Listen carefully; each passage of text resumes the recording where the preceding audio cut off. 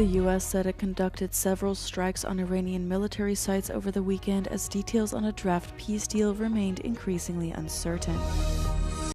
Japan's southernmost region of Okinawa braces for tropical storm Jangmi, causing the cancellation of more than 400 flights.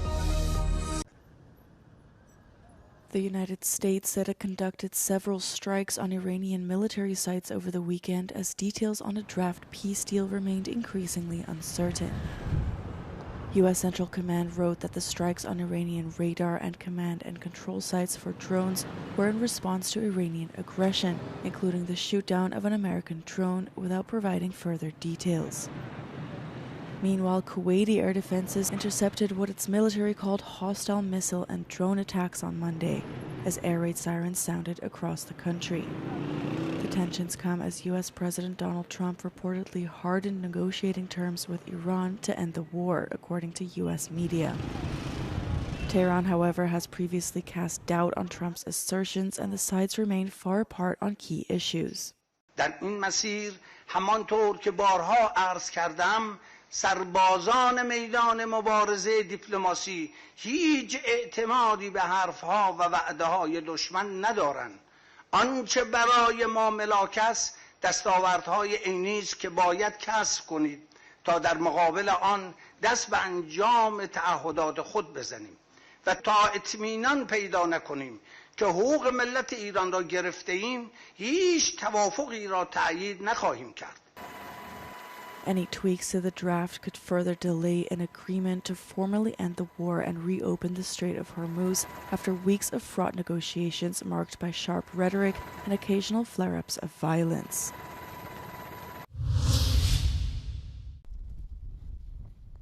Japan's southernmost region of Okinawa braces itself on Monday for Typhoon Jangmi, expected to bring severe rain and storms. The Japan Meteorological Agency said on Monday that the island faces high risks of landslides and high waves as well. The agency predicts that the tropical storm will move on to the Amami region on Tuesday.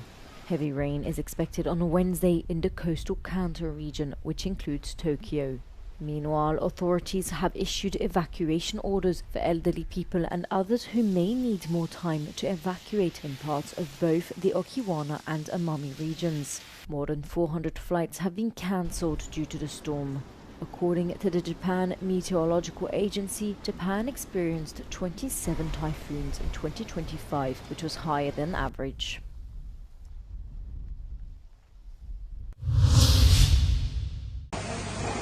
Russian forces launched a new series of airstrikes on Ukraine on Sunday night, attacking its territory with more than 200 drones. Most of them were shut down, but 14 drones were recorded hitting 11 locations. The air attack on the southeast of the country damaged a kindergarten, a medical office, several apartment and private houses, and farm buildings. According to Volodymyr Zelensky, Ukraine received an Iris-T surface-to-air missile launcher from Germany on Saturday. He said strong air defense can give more protection for the people and deprive Russia of its last advantage. Meanwhile, Ukraine drones again attacked oil infrastructure in various regions in Russia. In the Saratov region, an oil refinery, one of the largest in the Volga region, was hit. Kiev denied Russia's claims that a Ukrainian drone had struck the Russian-occupied Zaporizhzhia nuclear power plant, the largest in Ukraine and Europe.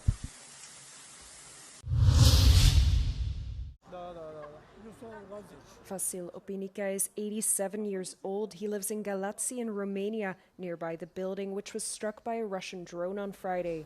From his apartment on the 10th floor, he now regularly scans the sky and the surroundings out of fear for a new incident. Ne temem, sigur că da, dar mai ales ce s-a întâmplat acum și nu este prima dată. N-am unde să mă duc decât sub masă care nu are nicio chestie. In the case of an emergency, Vasil also worries that he would not have enough food supplies to last until rescuers arrive. Dacă se ia curentul, se întâmplă, e foarte complicat, nu? O lanternă am, telefonul, care e așa, altceva nu văd. De mâncare, ce să ai, frigider și atâta tot. Au început din ce în ce mai des cu aceste drone. Ar trebui la școală să se instruiască și copiii, să știe și ei la ora actuală ce se poate întâmpla. The Russian drone had been part of an overnight attack on Ukraine and changed its trajectory, what led it to crash in Romania, a NATO member state. It is unclear what caused the drone to change its course, but the incident added to concerns that the war could spread across the alliance's borders.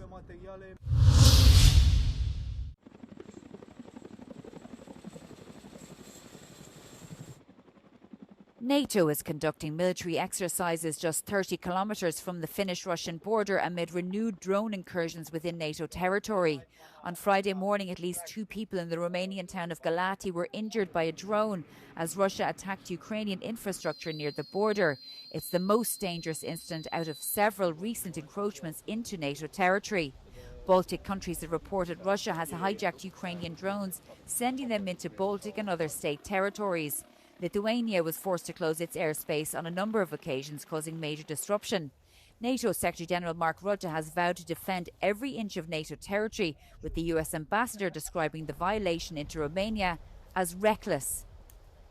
So while traditional capabilities like battle tanks, Chinook helicopters, armed forces are still vital to protect Europe's eastern flank, particularly as a deterrence against any Russian invasion, exponential growth and investment into counter-drone systems and surveillance are more vital at this moment with ongoing Russian aggression and drone incursions. I think the big thing there, is having this, kind of autonomous kill web of these different drones and things, all these unmanned capabilities. So one, we're preserving that power. So when we do get attacked, the counterattack that comes from the allies, from NATO, that we have all those humans still able to go to the fight.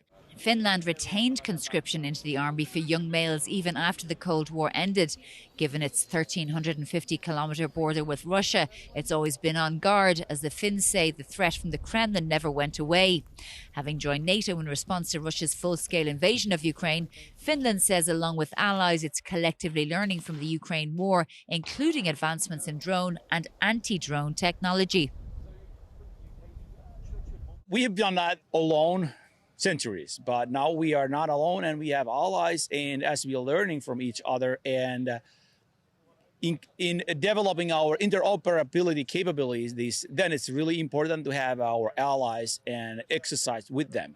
And we don't have only our conscripts, but we also have our reservists, because reservists is the backbone of the Finnish army. And we are learning and we are adjusting our ways to think, and we're looking really closely how the war is developing as it has changed. How much it changed the battlefield, that's a soldier's task. Around 10,000 soldiers from 7 allied countries, including the US, UK, France, as well as the Finnish army conscripts, are taking part in the Northern Star and Sword 26 exercises. Shona Murray, Euronews, Finland.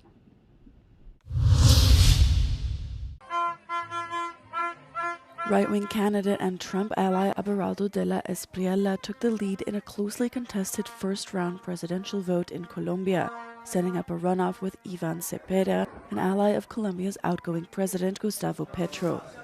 Cepeda won 41% of the vote, while de la Espriella won 44% of the votes, final results showed. El primero es que la jornada de hoy esperamos y queremos consolide la democracia en Colombia y nos sirva para expresar de una manera clara nuestra confianza en el pueblo colombiano. Cepeda campaigned on a platform of continuing Petro's progressive policies and making peace with guerrillas and criminal gangs. On the other side, de la Espriella, who calls himself the Tiger, promised to crack down on criminal groups and build 10 mega prisons.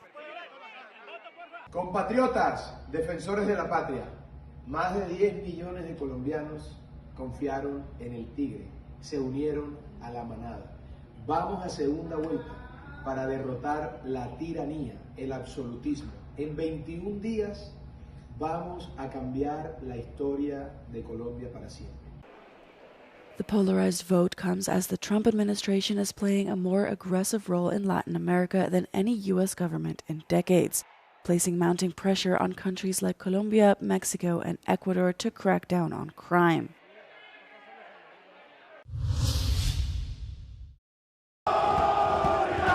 Malta's Labour Party has secured a historic fourth consecutive term in office as Prime Minister Robert Abela on Sunday claimed victory in the small Mediterranean island's general election. The Labour Party had won the election by around 18,000 votes, according to party estimates cited in local media reports. According to Abela, the outcome showed his party had, quote, won a strong mandate. The Maltese Prime Minister and his Labour Party bet on economic stability, riding on the success of last year when they recorded the fastest GDP growth at 4% and continue to shield the smallest EU nation from global crisis. Yet concerns remain the Middle East conflict could have an impact on tourism due to spiraling aviation fuel costs and drive up inflation. Abela's main rival and Nationalist Party PN candidate Alex Borg conceded defeat on Sunday, saying in an address posted on social media that he had personally called Robert Abela to congratulate him on the win.